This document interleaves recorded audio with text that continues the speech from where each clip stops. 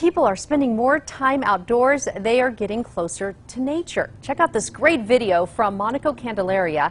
He was walking his dog Elliott near the Bosque this evening when he came across this beautiful owl. At first, the owl did not know what to think, then took off right in front of Elliott, where the two had a little stare down.